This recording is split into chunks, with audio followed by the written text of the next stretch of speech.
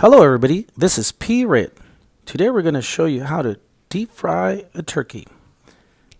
First of all, we're going to need a couple ingredients. We're going to select a turkey. There's various, the selection it's between 12 to 15 pounds. Today's selection is a little bit over 12 pounds. The ingredients we have our marinade there, our temperature gauge, our turkey lifter hook, a sheet, and some protective gloves. Also, this is the pot I use. It's a little wider mouth than the traditional one. And then, of course, my propane tank there.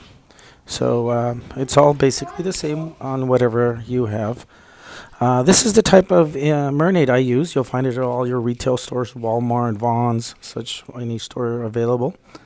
You simply dump it in there into, a bowl, and you'll inject it all over the turkey, breasts, the thighs, the legs, and it might ooze out. It's okay. And I typically use between 1 to 1.5 of those jars into a turkey.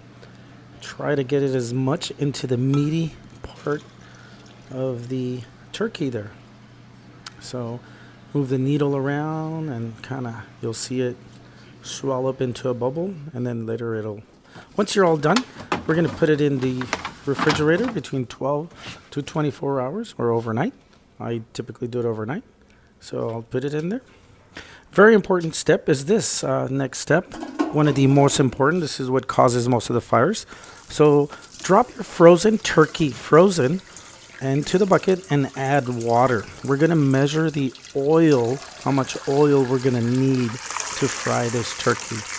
So if it's frozen, it won't hurt it. It won't do anything to it. Simply add the water and raise it to it covers to the majority of the bird, or the turkey, should I say, all the way to the top. And once the water level has reached the top of the turkey, we simply pull the turkey out. Water level is going to go down, and we're going to mark it. We're going to see where our line for our oil is going to be.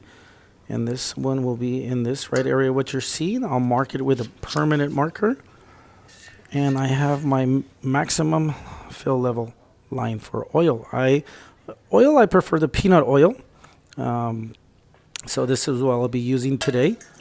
I'm going to drop it into the container and fill it to my maximum line that I had created.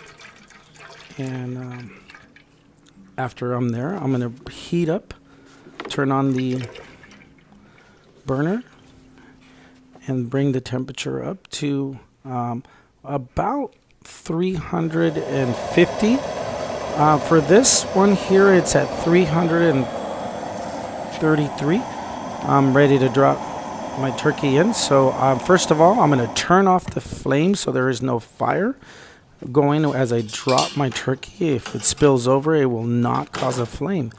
So very important. That's the number one safety violation a lot of people do. Once I put on my safety gloves, I then will grab my turkey lifter hook and drop it into the bucket or the oil. You're going to hear it, sizzle and do that. Drop it slowly. Make sure it's not frozen. If it is frozen, it's water and oil don't mix. You're going to have a big, gigantic mess. So once I pull it out of the refrigerator, it's been at room temperature for at least 1 hour. So simply drop it in. It's going to bubble and sizzle. And once you drop it in, all the way in, remember this is a 12-pound turkey. And we're going to go at 12 pounds for 3.5 minutes. Other people go 3 minutes. I'm doing 3 minutes on this one, so it should be ready in 36 minutes. And we're going to leave it in there for 36 minutes. One thing you got to do, the temperature was at 333. You should cook your turkey at approximately 320 degrees. So I'm going to turn the burner back on, since I had turned it off when I put the turkey in there. So we're going to maintain the temperature at 320. Since the turkey was cold, it dropped the temperature. So you got to use your regulator to adjust the temperature up and down, because it's going to heat up the oil, and it's going to go up in temperature. You got to lower your flame, and so you got to keep regulating it. So once you're all done, you're done with your 36 minutes. It should be nice and golden. You pull it out. I prefer to leave it over there over the pot, so as it drains the rest of the oil, and just let it drain all around.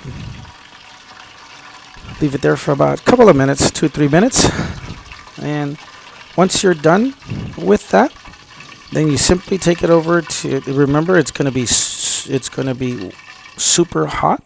You put it on your platter, and there you go. Another recipe by P. Ritz on how to deep fry a turkey.